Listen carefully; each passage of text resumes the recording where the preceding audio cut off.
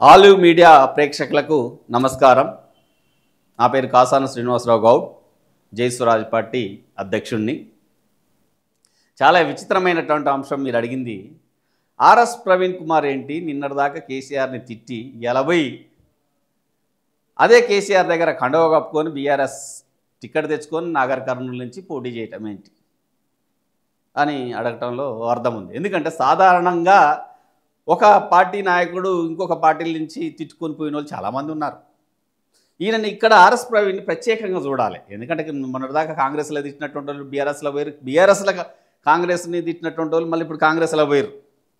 ఇది సహజము, ఇంకా కొనసాగుతుంది. ఇప్పుడు సో ఆర్ఎస్ ప్రవీణ్ని ఎందుకు మాట్లాడాలంటే ఆయన సర్వీసులో, పోలీస్ సర్వీసులో ఉండి జాతి ఉద్ధరణ కోసం, ఏ జాతి తరతరాలుగా అణిచివేతకు, వివక్షకు, అంటరానితనానికి రకరకాల పేర్లతో కొన్ని సామాజిక వర్గాలని పవర్కు, ఆర్థికంగా, సామాజికంగా, విద్యాపరంగా, వైద్యపరంగా రకరకాలుగా దూరం పెట్టి బలైతున్నటువంటి వర్గాలు ఏవైతున్నాయో దళితులని చెప్పబడేవారు, లేదా దళిత బహుజనులని చెప్పబడేవారు, లేదా అంత కొంతవరకు మిగతా వారిని అందరిని కలుపుకుంటే వారి తరపున నేను ఈ రాజ్యాన్ని పాలిస్తా, వారి కోసం పాలిస్తా, ఓట్లన్నీ వాళ్ళే, సీట్లు వేరే వాళ్ళే అవుతున్నాయి.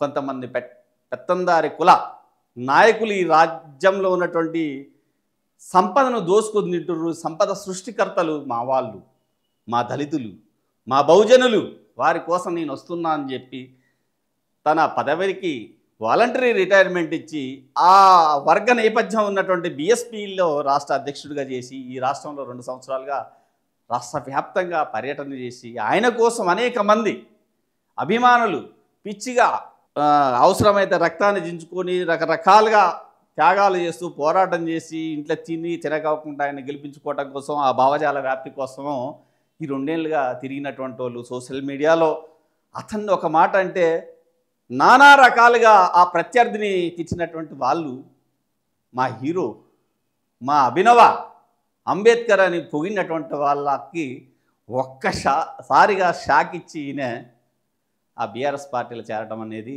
నిజంగా ఈ ఉద్యమ నేపథ్యంతో వస్తున్నటువంటి వాళ్ళు చేసే తప్పులు క్షమించరాని. ఎందుకంటే ఈ దేశంలో ఎంత లేదన్నా వివక్ష అనేది ఉన్నది.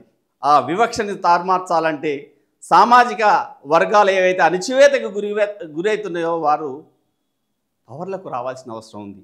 ఆ అణిచివేత నినాదంతో పార్టీలు పెట్టి, పార్టీలు నడుపుతూ చివరికి ఆ పార్టీలను పుట్టిముంచి ఎవరినైతే తిట్టామో వాళ్ళ దగ్గర కాళ్ళ దగ్గరికి పోవటం అనేది చాలా దుర్మార్గము. రానున్న తరానికి చాలా చెడు చేసినటువంటి వాళ్ళు అవుతారు. కాబట్టి ఆర్ఎస్ ప్రవీణ్ ఇది ఈ విధంగా ఎందుకు చేసిండు అనేది ఆయన అంతరాత్మకే తెలుస్తుంది. కానీ అతని అభిమానులు, అతనిపై ఆలోచన ఉన్నటువంటి వాళ్ళు తీవ్రంగా క్షోభకు గురవుతారు, తీవ్రంగా నిరాశకు గురయ్యారు.